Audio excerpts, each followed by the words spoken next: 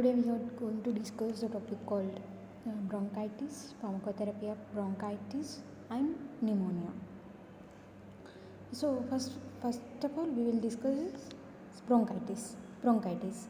So bronchitis is nothing but the inflammation of the lining of bronchial tubes which carry air passage to the lungs. So the tree-like structure in the lungs that gets affected, it gets inflamed.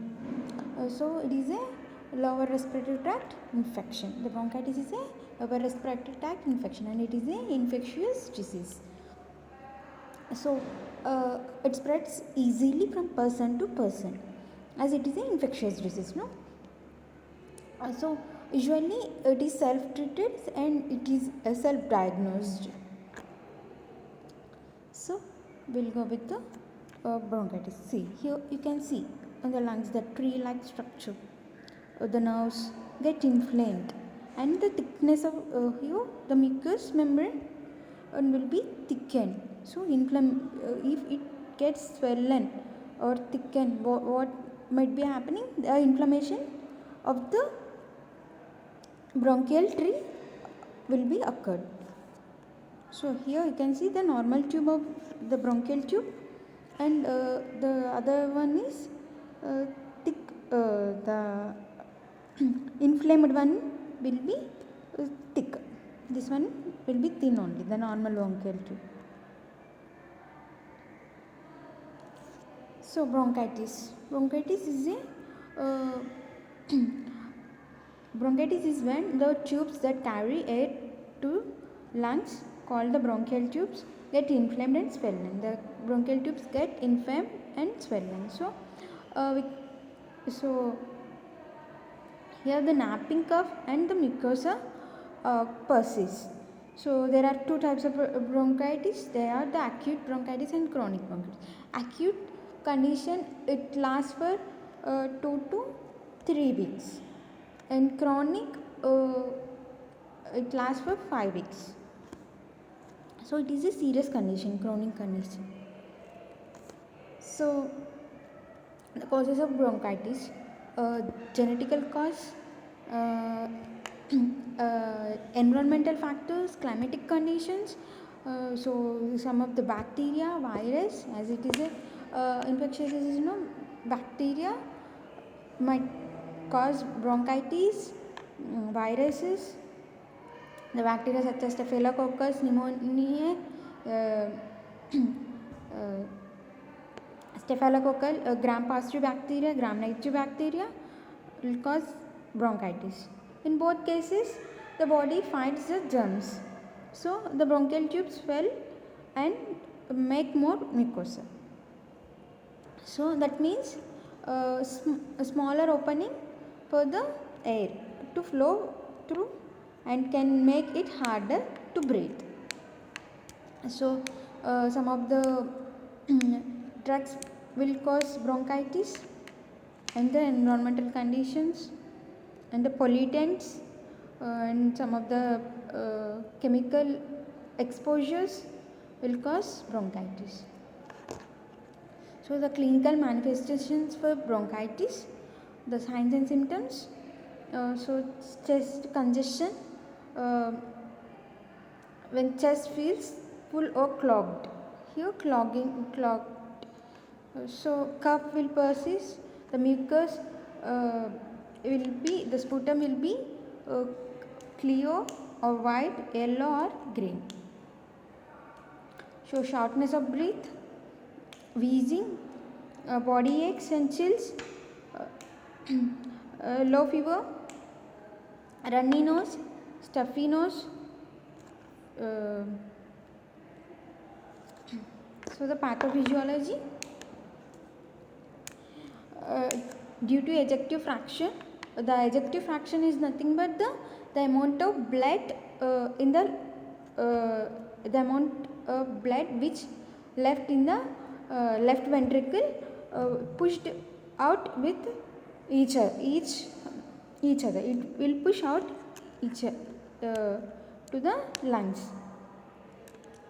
So the microorganisms, the bacteria or the fungus which enters into the inhalation of the respiratory tract. As we have said like it is a lower respiratory tract infection, no?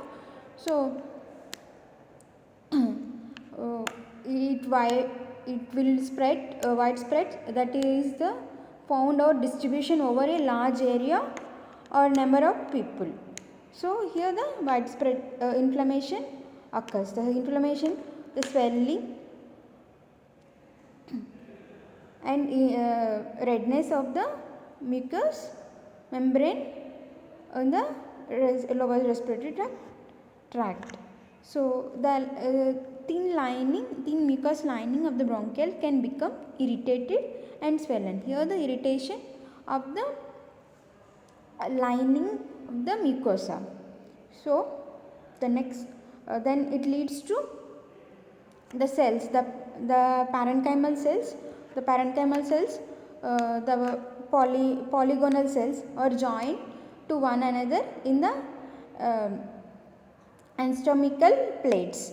So it makes lining, so the fluid which is covered the lungs and the alveoli,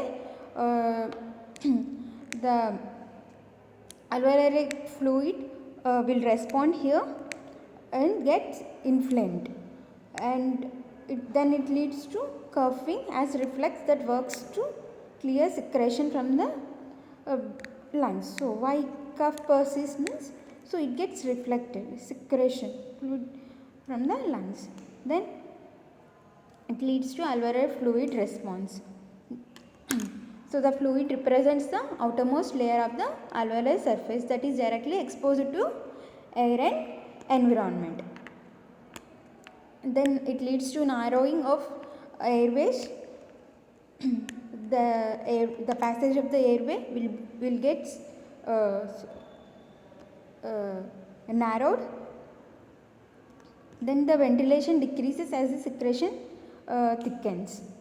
Then it leads to mucus within the airways produces resistance in the small airways and can cause severe ventilation perfusion imbalance. So consequently the airways passage becomes clogged by depads and irritation increases. So there it leads to bronchitis. So this is the pathophysiology of bronchitis. So diagnosis, pulmonary function test, that is lung function test, spirometry, chest x-ray will be done, chest radiography, then sputum test, blood test, high resolution computed tomography. So treatment includes the pharmacological treatment and the non-pharmacological treatment. So to avoid lung irritants, as a patient is a smoker, then he need to quit smoke. He need to wear mask when the air is polluted. So use of humidifiers, the warm and moist air helps relieve cough and loosens mucosa. So while going out, wearing of face masks and some of the lifestyle modifications such as diet, proper diet, high fibered food, and quitting of cool drinks, ice creams and the junk food, regular exercise and walking helps to improve bronchitis. So goals of the pharmacological therapy. So to reduce symptoms, to relieve the symptoms, to prevent complications and to slow the progression of the disease. So quitting smoking is also essential for patients with chronic bronchitis.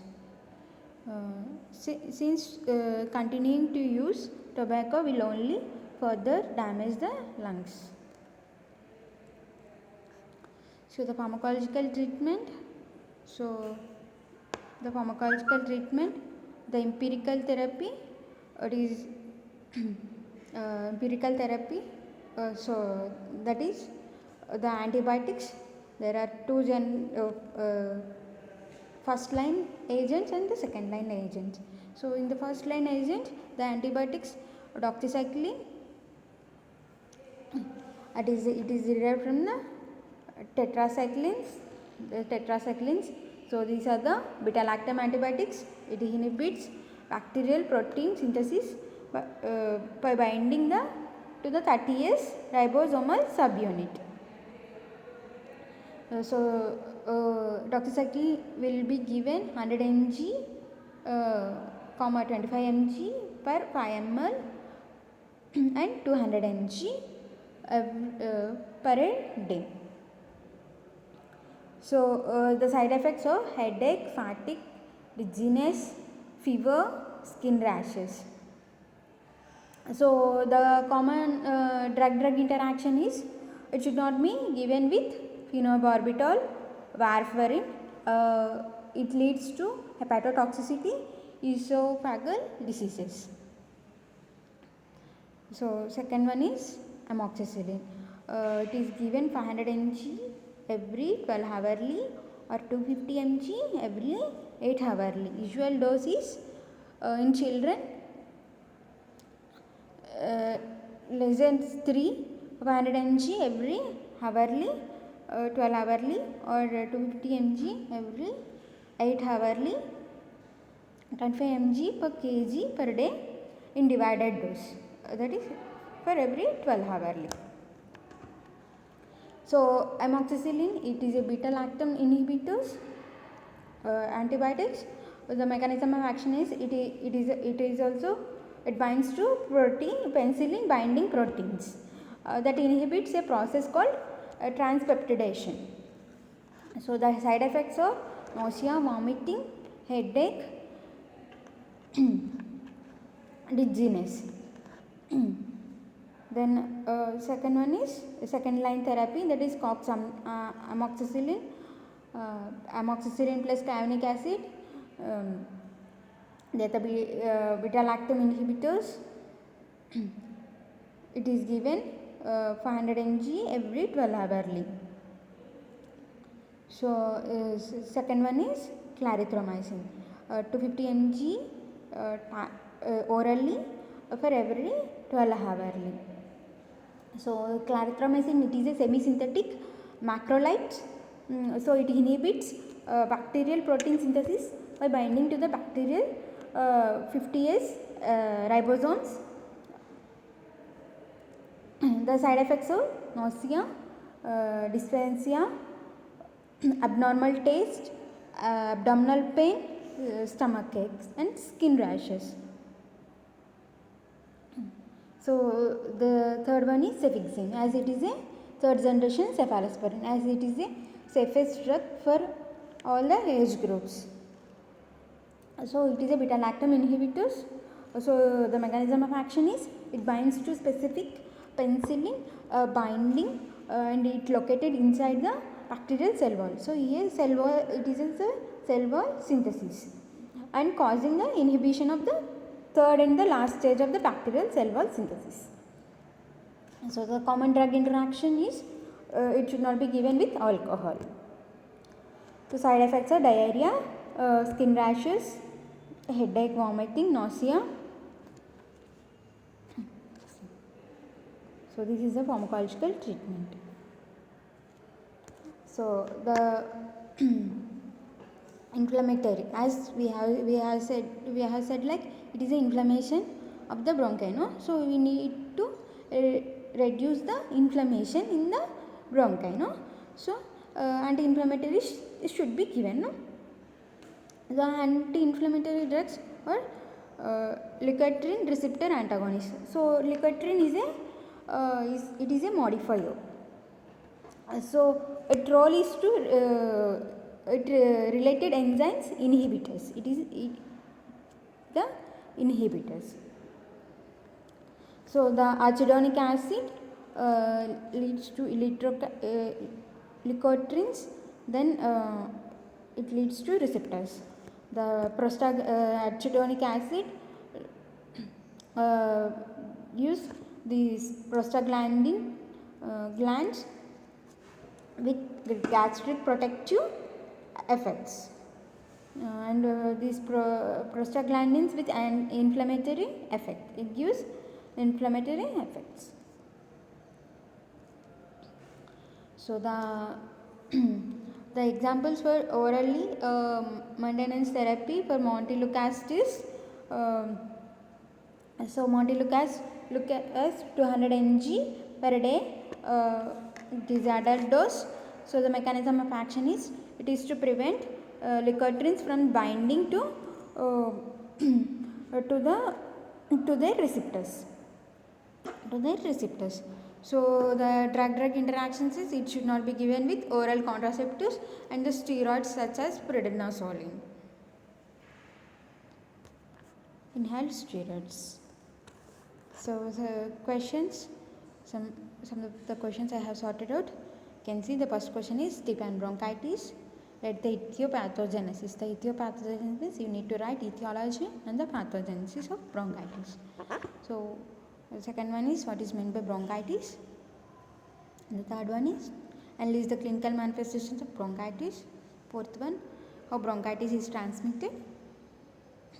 The fifth question is, write about the management of bronchitis. Management includes pharmacological and non-pharmacological. So second one, pneumonia. So pneumonia. Pneumonia is defined as a inflammation of lung parenchymal cells, and it is a lower respiratory tract infection. It is most common in children's.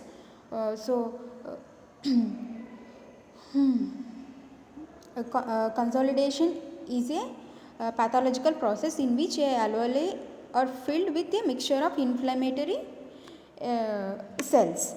So the bacteria and the white blood cells. So a clear vision in the X-ray finding, we can see this pneumonia. So a wide range of organisms can cause pneumonia. The bacterial Mycobacterium pneumoniae. There are two types of pneumonia, that is community acquired pneumonia, and the second one is hospital acquired pneumonia. So the etiology, the causes of community acquired pneumonia. So a microbiological diagnosis could be made in only 40 to 70% of the cases of the community acquired pneumonia. So the causative organism is Streptococcus pneumonia, and environmental conditions, climatic conditions, pollutants, and the sum of the drugs will cause, some of the drugs such as therapy drugs will cause pneumonia, and then some of the anti-tubercular drugs. So some of the viruses are responsible for community acquired pneumonia. And it is widespread. It spreads from person to person while coughing, sneezing, while he talk. So these are the causes of pneumonia, the clinical manifestations, the signs and symptoms of pneumonia. So chest pain, when you breathe or cough, confusion, and or changes in the mental awareness. So it is most common in old age and children's. Fatigue, that is weakness, fever, sweating, and chills. So body temperature, nausea, vomiting or diarrhea, shortness of breath. So the pathophysiology of pneumonia. So contributing factor and the predisposing factor. The contributing factor is the organism such as bacteria, virus. So the predisposing factor, it might be age, sex,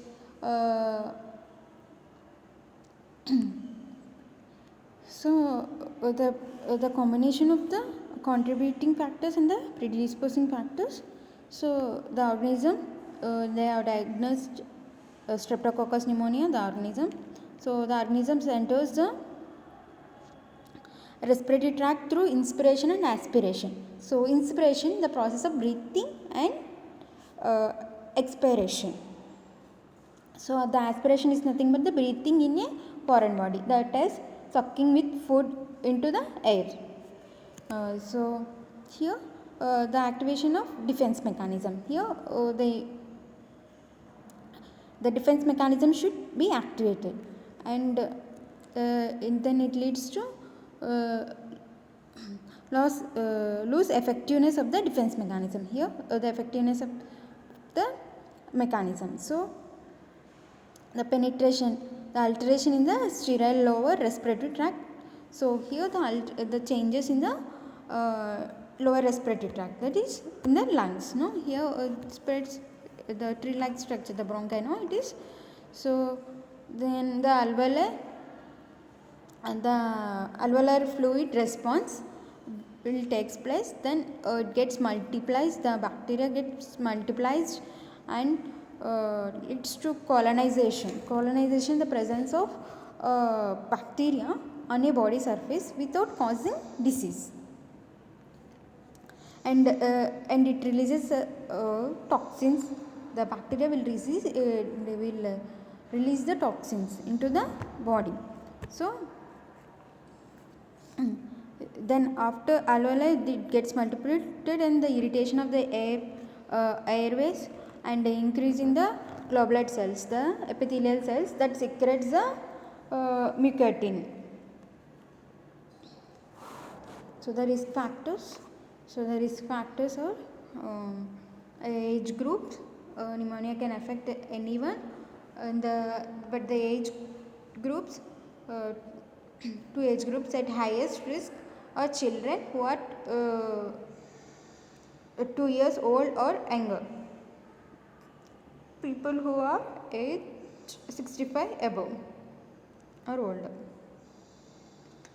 Being hospitalized. Being hospitalized means at greater risk of pneumonia.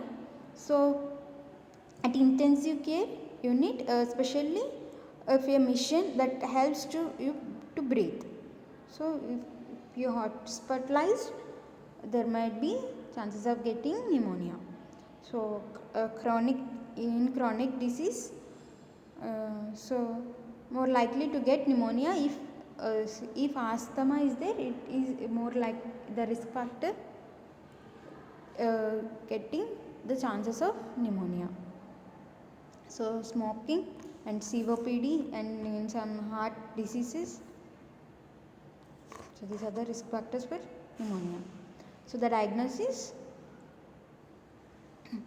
X-ray, image of the lungs with pneumonia, chest X-ray, so blood test, pulse oximetry, sputum test.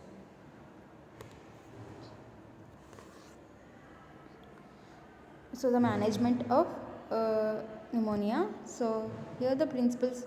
So adequate oxygenation should be maintained, as it is an airborne disease. No, so oxygen should be maintained. Appropriate fluid balance should be maintained, and antibiotics and nutritional support may be required. So evaluating the effectiveness of administered medications, explain all procedures to the patient and the family. So oxygen therapy, oxygen should be administered to all the patients with tachypnea, who has in tachypnea, that is abnormally rapid breathing. The oxygen support should be given to these patients, and who is having hypoxia, low concentration of oxygen, hypotension, acidosis, acid in the bloodstream. So intravenous fluids should be administered if the person is older patient and he is if he is having vomiting, intravenous administration should be given. The intravenous fluid, the IVF intravenous fluids, the combination of sodium, potassium, inotropic support may be required in patient with shock. So uncomplicated community acquired pneumonia, so outpatient treatment, this is empirical treatment. So here the antibiotics, clarithromycin or the azithromycin or doxycycline, they are the semisynthetic, clarithromycin semisynthetic macrolide. So the mechanism of action is it inhibits bacterial protein synthesis by binding to the bacterial 50S ribosomes. So combination therapy, respiratory fluoroquinones, moxifloxacin, levofloxacin, these are the antibiotics, beta-lactam antibiotics. These are the fluoroquinones and beta-lactam antibiotics, the high dose 500 mg per day every 12 hourly. So inpatient treatment, that is non-ICU treatment. So fluoroquinones and those are the moxifloxacin, levofloxacin.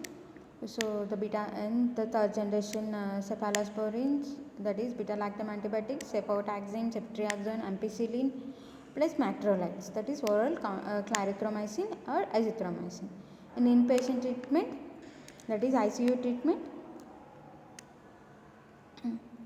so the beta-lactam plus azithromycin or fluoroquinones. So if the organism diagnosed according to the organism, they will give the treatment, antibiotic treatment regimen. No? So if the organism anti-pneumococcal or anti-pseudomonal beta-lactam, then the combination will be pyrazinamide, tazobactam or cefepime or imipenem, meropenem plus fluoroquinones. Then above beta-lactam plus and aminoglycosides and azithromycin. So multi MRSA will add with the linezolid and or vancomycin. These are the antibiotics. So to relieve the pain, to relieve pleural pain. Pleural effusion will be there, the accumulation of fluid in the lungs, and the pain will persist. A severe pain will occur of the accumulation of fluid in the pleural cavity of the lungs. So some of the analgesics such as paracetamol 650 mg or the NSAIDs such as ibuprofen and some of the diclofenac, aceclofenac 500 mg per day. So the case study. So we will go with the case study. So a 61-year-old patient found collapse at home and taken to hospital. His family reported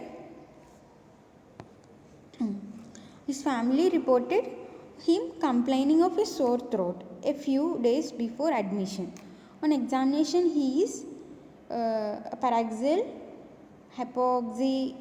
hypoxic and tachycardia with reduced air entry to oscillation at the right base. So chest X-ray reveals a right